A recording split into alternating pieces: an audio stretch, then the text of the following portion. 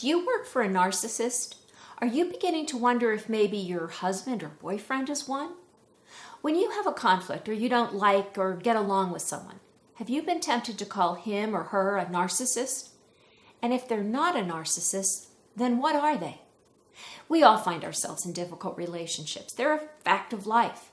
In this video, I'm going to give you one important recommendation about how to be in difficult relationships if you want to lead a good life.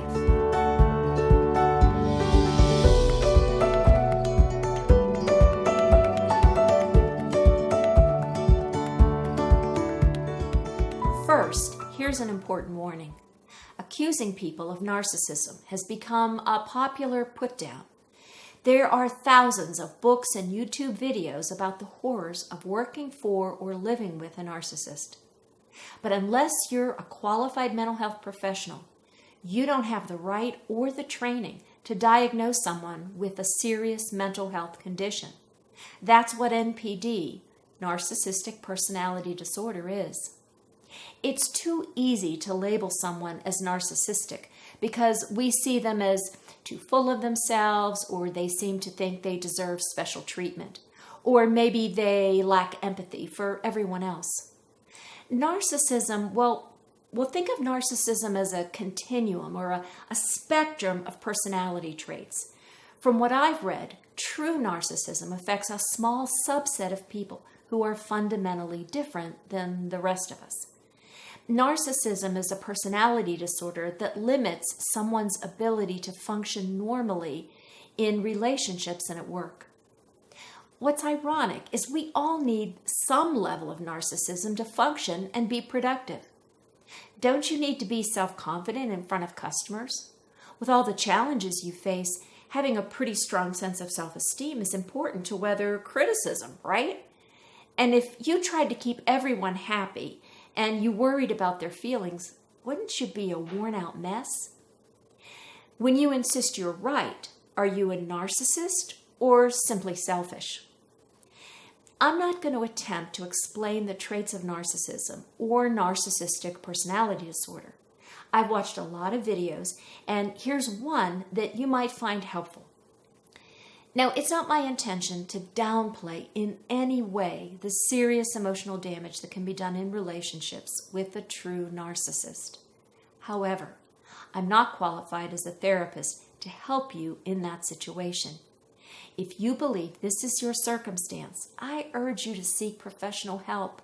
Talking and complaining about it to your coworkers and friends and family won't help you build the coping and relationship skills you need with this difficult relationship. What I can offer are suggestions of how to be in other difficult relationships and how not to be. Why? Because I've done it well and I have failed miserably. So with all that being said, here's what it all comes down to. How should I be in difficult relationships? Be an adult. Regardless of your age, past circumstances, or current limitations, the best thing you can be in a difficult relationship is a mature, fully developed person. An adult is someone who makes decisions and accepts the consequences of their choices. As an adult, you don't hide from the truth, and you tell the truth. You leave blaming, criticism, and defensiveness behind.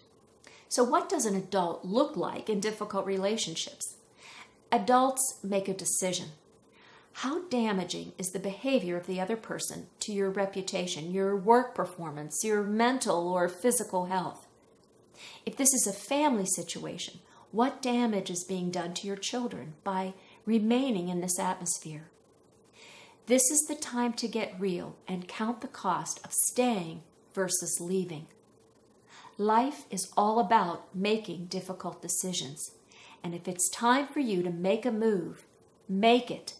That's what it means to be an adult. As your mentor, I'm calling you forth right now to face your life and do something about it. And while you're at it, or once the change is complete, do yourself a favor. Reflect on the characteristics of the person you chose as your romantic partner, or the culture of the organization you chose to work in. What were the warning signs you missed or overlooked or rationalized away? We grow in maturity as adults when we learn from our mistakes.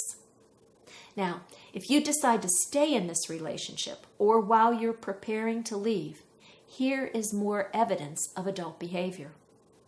Stop talking about it. Don't indulge yourself by replaying difficult conversations and hurtful moments over and over and over. I call it throwing up all over yourself and everyone else, over and over. We hope to relieve our tensions by finding someone to rescue us and take out our side, so we tell them our story over and over. But it doesn't change anything. Instead, it keeps the hurt fresh in your heart and mind, and it creates anxiety in the other person. Now, there's 2 exceptions to this: talking to your counselor or therapist and time with your spiritual advisor. And that leads me to another expression of adulthood. If you've been watching my channel, you know that my relationship with Jesus is the most important relationship in my life. I tell him everything. That's a form of prayer. He told us to come to him and that he would listen and help us. Adults recognize when they're at their limit and know that sometimes there's a higher power that's needed.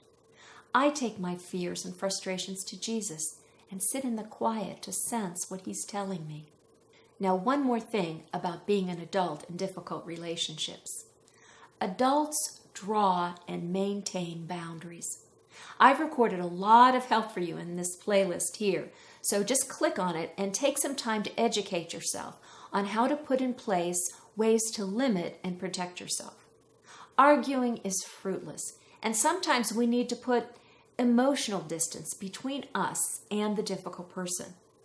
You may not be able to control how you feel about another person, but you can control how you respond to them. So set boundaries on what you will and will not do, what you will and will not say. Whether it's you versus a narcissist or you versus someone else, the best way to be in a difficult relationship is to be an adult. Sometimes the obvious, simple answer is the best one. And as your mentor, I've learned that lesson the hard way. I wasted a lot of time name-calling, complaining, and resisting the truth. Now, later in life, I'm on the journey to a good life, and I want to share that journey with you. Thank you for watching. I hope you'll call me my mentor, Jane.